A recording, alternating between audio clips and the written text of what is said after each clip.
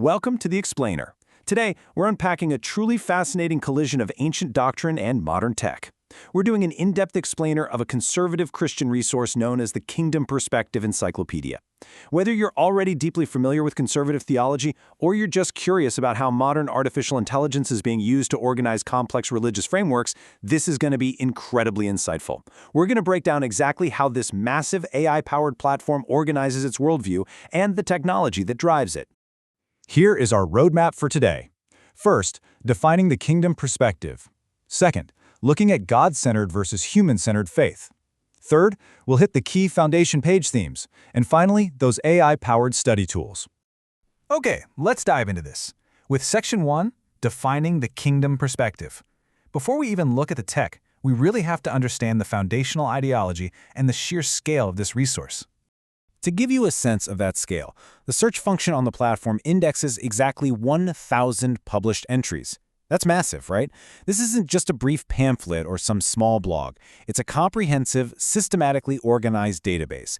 And every single one of these 1,000 entries is written to reflect a very specific, unified worldview. So what exactly is that worldview? The source gives us a very stark definition. It says, a kingdom perspective does not baptize your instincts, it drags them before the throne of God and asks whether they are true. This is absolutely crucial to understand. The platform explicitly positions itself against relying on human intuition. Instead, it frames its entire approach as a strict examination of human instincts against what it defines as divine truth. That brings us to Section 2, God-centered versus human-centered. That strict examination we just talked about leads us directly into the central framework of the encyclopedia, which relies heavily on contrasting two opposing ideas of faith. And this brilliantly illustrates how the source draws a hard line between what it calls anthropocentric Christianity and theocentric Christianity. According to the encyclopedia, a Christianity centered on the self, the anthropocentric view, isn't just a little bit off the mark. The text literally calls it religious humanism wearing Bible vocabulary. It contrasts this with theocentric Christianity, which it defines as a mature faith genuinely centered on God. They are consistently seeking to separate what they view as a self-serving religion from true devotion. We see this exact same contrast applied to intellectual understanding, too. The text compares a shallow understanding against the kingdom perspective, which it defines as understanding reality coram Deo, a Latin phrase that means in the presence of God. What's so fascinating here is how the source characterizes that shallowness. It doesn't view a shallow view as just innocent simplicity or lack of education. No, it frames it as a psychological defense mechanism. It's the old self protecting itself from the weight of God. In fact, if you read through the encyclopedia, you'll notice a repetitive, almost formulaic warning used across all sorts of topics. Whether they're talking about the biblical storyline or understanding human experience, the text frequently repeats this exact structure.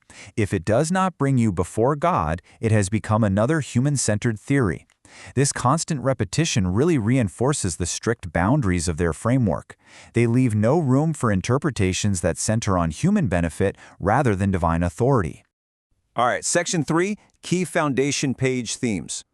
Now that we understand that core philosophy, let's see how it's applied across the encyclopedia's 20 foundation pages. These foundation pages act as the conceptual pillars for the whole site, and they are full of punchy, definitive statements. For instance, when talking about biblical priorities, the text asserts, a crowded life is not the same as a faithful life. It's a sharp critique of modern busyness. They're suggesting that mere activity, even religious activity, should never be mistaken for actual faithfulness to their theological standard.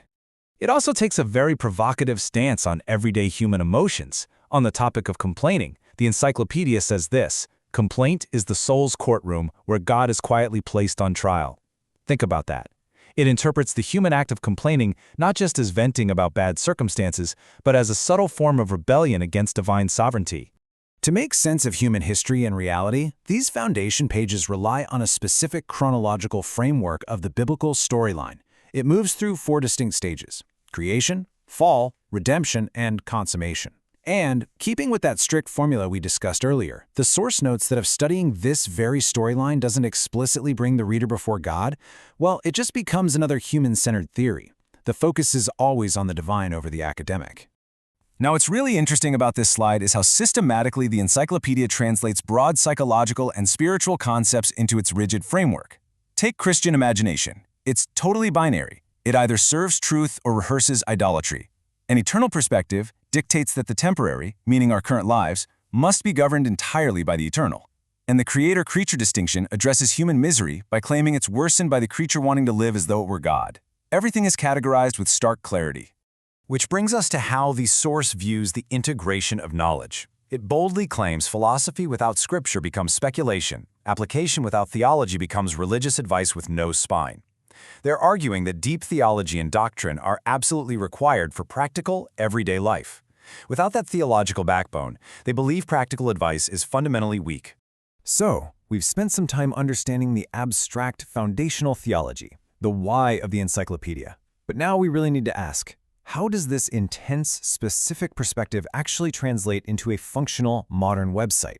How do you build a database around this? That leads us nicely into Section 4, AI-powered study tools. Let's transition into the functional side of the platform, where conservative theology actively blends with cutting-edge technology. The platform offers a wide breadth of tools for serious biblical study. Users can access deep, in-depth commentary or light commentary for a quicker read. It features full book overviews, doctrine and dictionary support, and perhaps most notably, AI Bible study prompts. This shows how artificial intelligence is being actively applied to guide users through those 1,000 entries, customizing the study experience while still maintaining that strict theological lens.